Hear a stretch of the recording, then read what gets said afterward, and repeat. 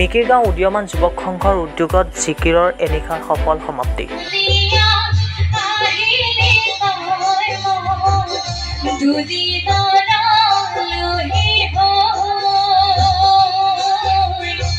মৰিগাঁও মিকিৰগাঁও উদীয়মান যুৱক সংঘৰ উদ্যোগত অনুষ্ঠিত হোৱা জিকিৰৰ এনিশা অনুষ্ঠানত দৰ্শকৰ বিপুল সঁহাৰি। হিন্দু মুছলিম ধৰ্ম বৰ্ণৰ নিৰ্বিশেষে সকলো ওলাই আহিল জিকিৰৰ অনুষ্ঠান উপভোগ কৰিবলৈ।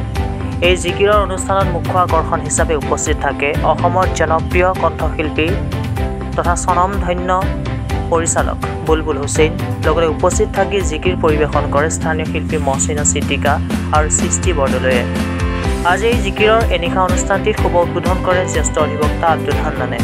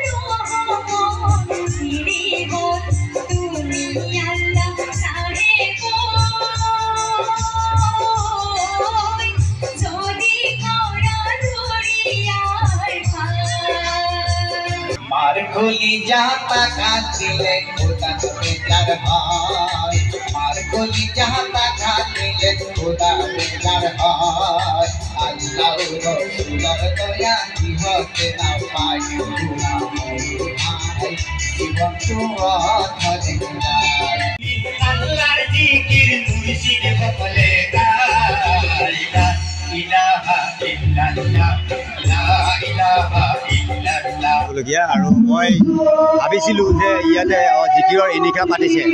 আজিকালি ধৰ্মীয় যিবিলাক অনুষ্ঠান যেনেকুৱা জিকিৰ বৰগীত চিয়া গীত আইনাম বিয়ানাম এইবিলাক অলপমান লোপ পাব ধৰিছে। সেয়েহে মই ভাবিছিলোঁ অকল জিকিৰৰ এনিশা পাতিছে যদি ৰাইজেতো মানি নল'ব, ৰাইজে হয়তো বেলেগ বেলেগ গান গাব দিব, গতিকে হয়তো 4-5টা গীত গাই হয়তো গুচি যাব তেনেকুৱা এটা ভাবিছিলোঁ। কিন্তু ইয়াতে যিটো পৰিৱেশ দেখিলোঁ হিন্দু মুছলিম খ্ৰীষ্টান জৈন চবে একেলগে লগ লাগি ইমান ধুনীয়াকৈ জিকিৰৰ এনিশা যে দেহতত্ব যিবিলাক গীত এনেকুৱাকৈ উপভোগ কৰিলে। এতিয়া মই মোটামুটি 11টামান বজাত নে 10:30মান বজাতে উঠিলোঁ ষ্টেজত। এতিয়া মোটামুটি 2টা বাজিলে নেকি, 2:30 বাজিলে গোটেই ৰাইজে উপভোগ কৰি আছে। গতিকে মই বহুত ধন্যবাদ আৰু মই বহুত ছাকচেছ হৈছোঁ। কি হ'ল আচলতে এতিয়া পৰিৱেশবিলাক বহুত বেয়া হৈ গৈছে, জঘন্যতম ঘটনাবিলাক ঘটি আছে বৰ্তমান। ঢিঙত যিটো ঘটনা ঘটি গ'ল, অকল ঢিঙতে নহয় গোটেই অসমতে ইফালৰ পৰা সিমূৰৰ পৰা সিমূৰলৈ এইবিলাক জঘন্য ঘটনা ঘটিছে। গতিকে মোৰ বোধেৰে এনেকুৱা জঘন্য ঘটনা যিবিলাকে ঘটায় সেইবিলাকক এনেকুৱা এটা কঠোৰ শাস্তি দিব লাগে যাতে নৱপ্ৰজন্মৰ আৰু যিমান প্ৰজন্ম আমাৰ আছে সকলোৱে যাতে সেই কাম কৰিবলৈ ভয় খায় বা সেই কাম কৰিবলৈ আগবাঢ়ি নাযায় তেনেকুৱা এটা ব্যৱস্থা চৰকাৰে ল'ব লাগে। আচলতে আমি আজি মিকিৰগাঁও উদীয়মান যুৱক সংঘৰ সৌজন্যত জিকিৰ প্ৰতিযোগিতা অনুষ্ঠিত কৰিছিলোঁ। আমাৰ মুখ্য আকৰ্ষণ হৈছে বুলবুল হুছেইন ডাঙৰীয়া। তেখেত অসমৰ এজন প্ৰখ্যাত জিকিৰ গায়ক। তেখেতক মানে চাবৰ কাৰণে আমাৰ এই অঞ্চলৰ ৰাইজ যথেষ্ট অপেক্ষাৰত অৱস্থাত আছিলে। আজি স্বচক্ষে চাবৰ কাৰণে সকলোৱে আজি মানে ওলাই আহিছে। ভাল লাগিছে। আমি আমাৰ কাৰ্যসূচীটো এনেকৈ এটা সঁহাৰি পাম বুলি আমি ভবা নাছিলোঁ। আমি ভবাতকৈ অধিক আজি এই অনুষ্ঠানটোত মানে ৰাইজৰ সঁহাৰি পাইছোঁ। তাৰ কাৰণে সকলোলৈকে আমি উদীয়মান যুৱক সংঘৰ তৰফৰ পৰা অশেষ ধন্যবাদ জ্ঞাপন কৰিছোঁ।